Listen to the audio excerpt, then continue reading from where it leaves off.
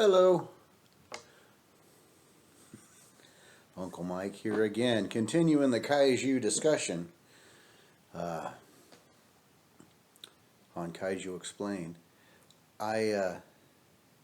So far we've started this series with a beginning of the discussion on the upcoming Kong versus Godzilla movie, and then I went into exploring each character. Obviously, there's two. Well, there's more actually now, but there's two we know for sure: Kong and Godzilla. So I kind of started with those two. This next one I want to do today, I have no idea if this character Kaiju will be in this movie or not. But as I expressed my opinion on a scenario that I would love to see, she would be in it, and that of course is the most unique and quite possibly the most powerful. I'll explain why I say that. Most powerful kaiju in the whole kaiju universe, and that is Mothra, or more accurately, Goddess Mothra.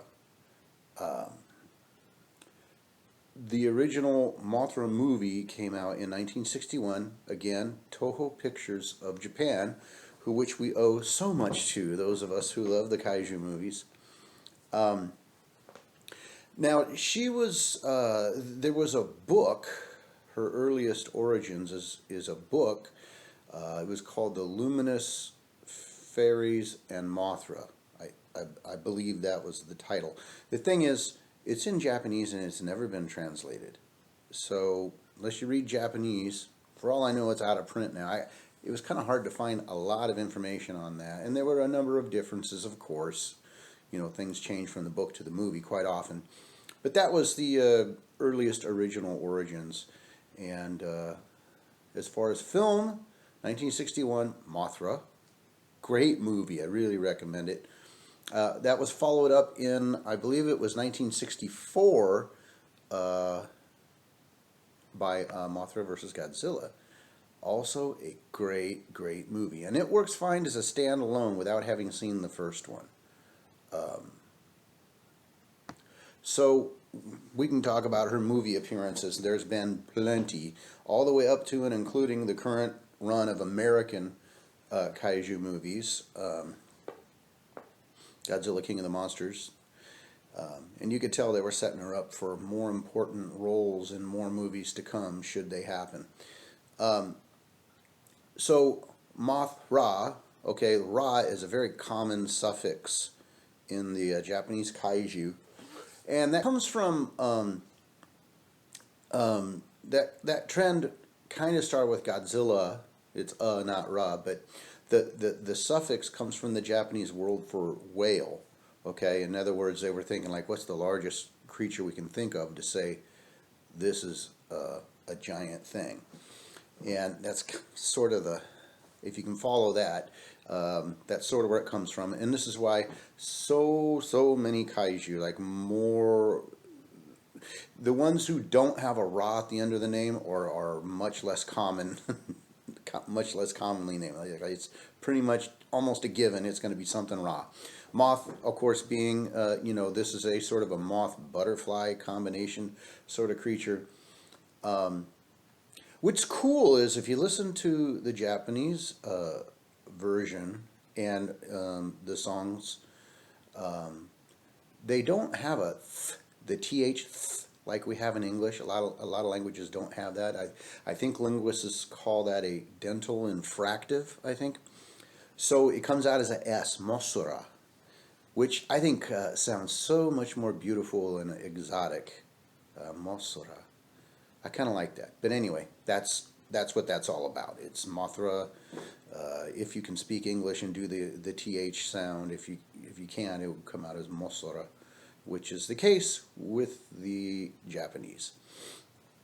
Now, very closely tied to her are, of course, the little twin fairy. I call them priestesses, and they play a very important role. In fact, there's some movies where they appear, but Mothra doesn't. So they're fascinating, amazing, and interesting. Mothra herself, it's immediately apparent. well, almost immediately apparent that she is a little more. If you're looking, if you're not looking below the surface, you might not see this. But if you're really looking, as opposed to, say, for example, King Kong, who was worshipped as a god by that little tribe on that island, but Mothra actually is a goddess. Now, that S on there, that's also very unusual. In the kaiju world, they're pretty much all male.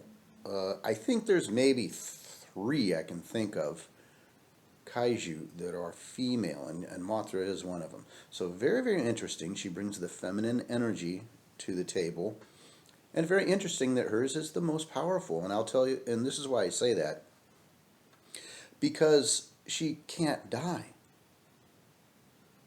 Now, I know what you're thinking. Oh, I see her die all the time in the movies. Well, you're kind of making my point here.